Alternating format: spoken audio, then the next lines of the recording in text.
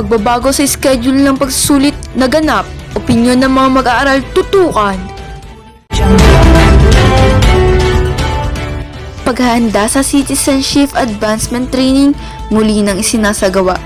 Kahalagahan at iba pang impormasyon kaugnay nito ibabahagi. Presyo ng mga bilihin muli na namang nagtaas. Epekto sa mga mag-aaral at paraang dapat gawin upang makatipid. Alamin! Pagpigil at kaalaman ukol sa cyberbullying. Focus sa Facebook page na ginawa ng mga mag-aaral sa ika-11 baitang STEM.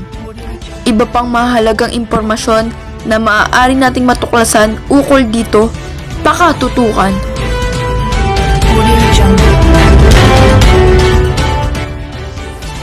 Pinakaaabangang acquaintance party sa paaralang Talisay Polytechnic Institute muling naganap. Paghahanda ng mga kalahok bago ito, tinutukan.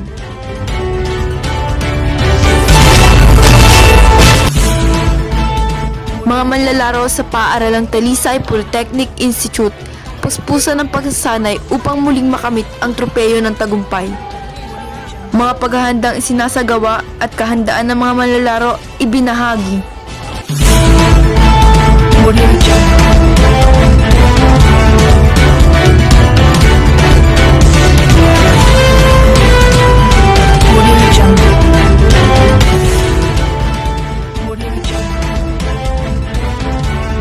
Magandang araw, Talisay. Pagbabago sa schedule ng pagsusulit naganap. Opinyon ng mga mag-aaral tinutukan ni Joyce Torres.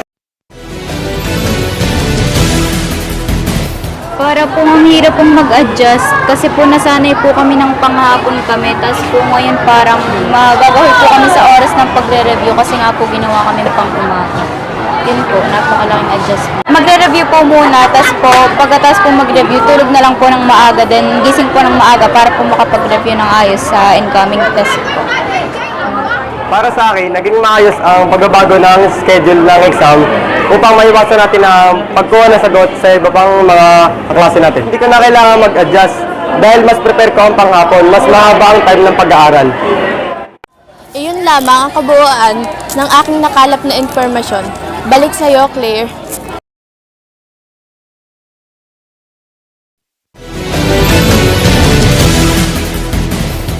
Maraming salamat, Joyce Torres. Ngayon naman ay dumako tayo sa ibang balita. Pagsasanay ng mga kalahok sa gaganaping patimpalak sa acquaintance party, inantabayanan ni Jasmine Ann Awitan. Makikita sa aking likuran ang mga pagsasanay ni ginagawa ng mga kalahok sa patimpalak na gaganapin sa acquaintance party. Ang aking balita ay pagpapatuloy. Atin itong pakabangan.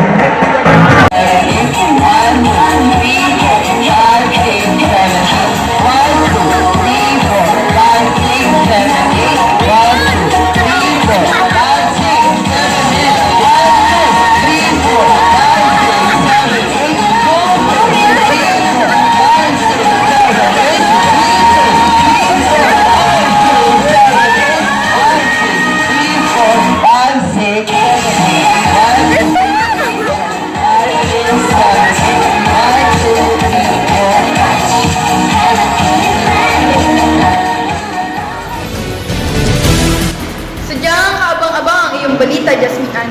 Ngayon naman ay dumako tayo kay LV Umali na kasalukuyang nasa kantina ng paaralang Talisay Polytechnic Institute kaugnay ng nasabing pagtaas ng presyo ng mga bilihin. Ihahayag din niya ang mga dapat natin gawin upang makasabay sa nasabing pagtaas ng presyo ng mga bilihin.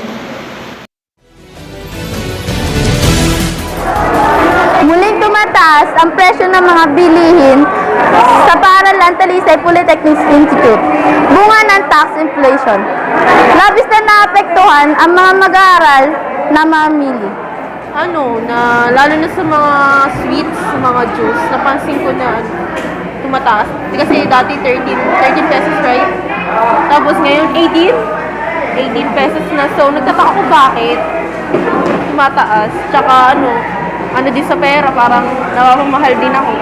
Gawa ko talaga, di ba, 100 yung allowance ko. Then, hihingi ako ng barya na 30 pesos. Kasi nga, sa amin, balikan 15 pesos, di 30 pesos. Hindi ko gagastusin yung 100. Ang gagawin ko, magbabaon ako ng lunch pack lunch. At magdadala ako ng 4 na biskwit at isang tubig. Ganon, kaya natitipid ko yung LV Umali, nagbabalita.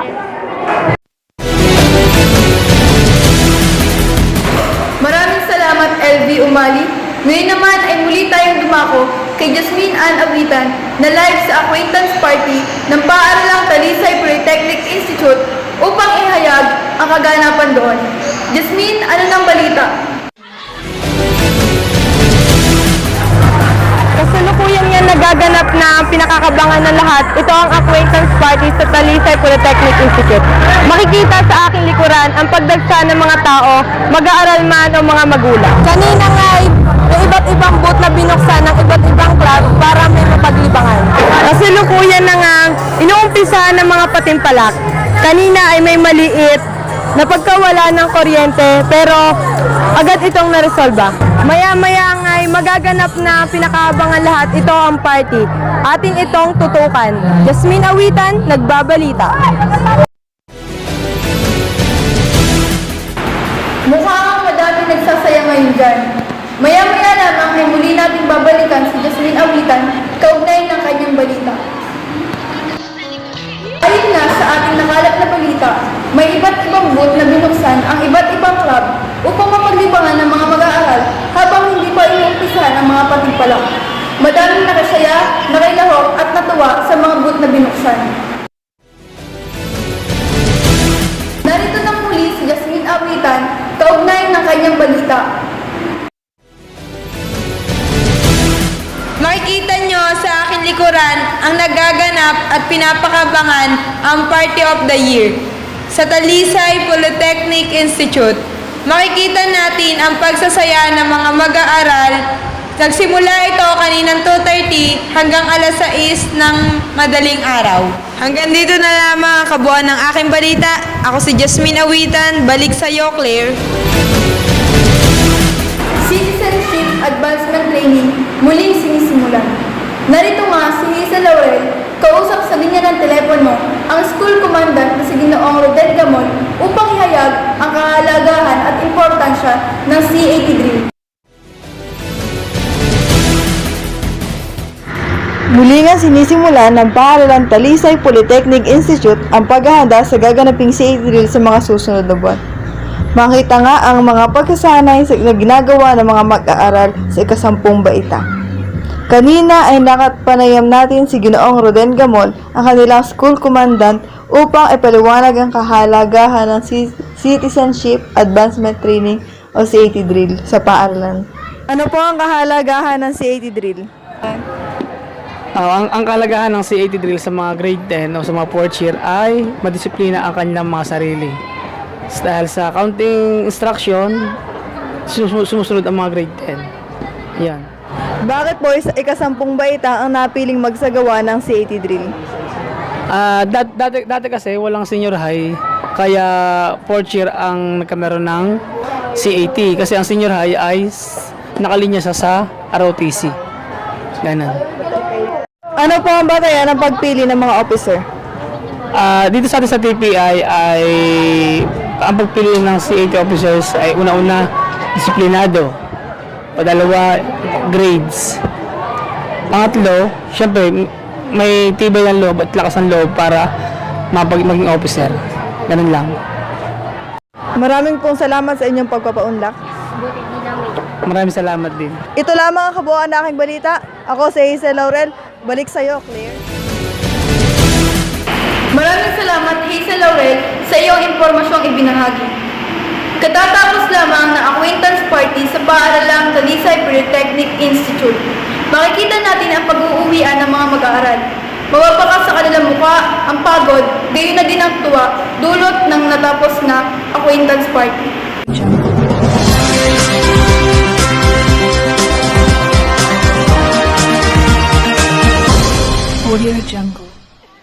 Mga manlalaro sa Paaralang Talisay Polytechnic Institute, puspusan ang pagsasanay upang muling makamit ang tropeyo ng tagumpay. Narito si Jasmine pamamagitan upang ihayag ang kahandaan at kalagayan ng mga manlalaro. Yes, Claire. Dahil nga sa nalalapit na gaganaping palarong pandistrito, puspusan ng pag-eensayo ng mga manlalaro sa Talisay Polytechnic Institute. Makikita sa aking likuran ang puspusang pag-eensayo ng mga manlalaro. Kanina nga'y nakapanayam na natin si Ginoong James Sumagi ng volleyball team upang sagutin ang aking ilan sa mga katanungan. Narito ang bahagi ng mga pahayag. Naghahanda lang po kami sa pamamagitan ng pagte-training. Sinusunod namin yung mga tinuturo ng coaches, yun lang. Siguro naman po lahat ng athlete, isa lang yung goal nila, yung hangarin nila sa paglalaro. Yun po yung mag-champion ngayon this year dito sa athletic meet na darating. Mapapayo ko lang sa kanila, lang. Mag-training lang sila ng mabuti, sumunod lang sa mga coaches nila, at hindi naman sila mapapalayo din. Aking din nakapanayam ang coach ng volleyball team na si Ginoong Edward Aran Balbido upang ihayag ang kalagayan at kahandaan ng mga manlalaro para sa darating na palarong pandistrito ngayong taon. Well, masasabi ko handa sila dahil matagal pa nag-ensayo na kami. Bakasyon pa lang pinapractice na namin kung ano yung mga magiging mali at tama na magagawa ng players sa loob ng court. Dagdag pressure lang dahil ang school natin napili na mag-host ng nalalapit na district athletic meet. Pero more than pressure, mas excited sila na ipakita ko ano yung pinractice nila at gusto na ipakita yun sa lahat ng supporter at naniniwala sa kanila. Yun lamang ang kabuuan ng aking Sport News. Jasmine Awita, nagbabalita.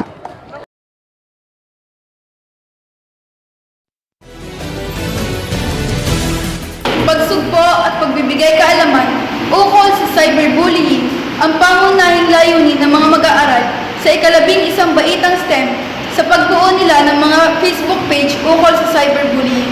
Narito si LV Umali upang ibahagi ang kabuuan ng balita. May patalastas o Facebook page na ginagawa ang mga mag-aaral ng STEM sa ika-11 baitang upang maiwasan ang cyberbullying. Narito ang ulat. Hindi naman lahat ay aware tungkol sa cybercrime. Kaya ang main reason kung kaya ginawa ang page ay para ma-inform ang mga tao kung ano ba talaga ang cybercrimes at kung paano ba makakaiwas dito. Yung page namin ay hindi lang naman puro infos at essays, ngunit naglalaman din ito ng ilan sa mga artworks, short films, na sa tingin namin ay makakakuha ng atensyon sa mga kabataang tulad namin na mahilig sa social media. At kung nais niyo ba pong makakalap ng mga impormasyon at mga sabi tungkol sa cybercrime, ay i-visit nyo lang ang page namin. Ito po ay Slap on Cybercrime Oblivion at pati naman po sa kabilang grupo, Hyoka in My Dungeon. Maraming salamat LV Umali. Ngayon naman ay narito si Joyce Torres upang kapanayamin ang mga nagwagi sa mga patimpalak na ginanap noong acquaintance party upang magbigay inspirasyon sa mga nagnanais na sumunod sa kanilang mga yapak. Siyempre, katulad nga ng sinabi namin dati, or sinabi namin sa mga post namin, nakaka-overwhelm siya kasi hindi naman talaga kami dancer. Hindi kami yung mga hoopers na ganun kagagaling. Tapos bago din kami sa genre ng hip-hop kasi hindi naman talaga kami pang hip-hop, pang cheer dance yung genre namin, lalo na ni JD. So, nakaka-overwhelm siya kasi naging worth it lahat ng pagod at saka lahat ng hirap.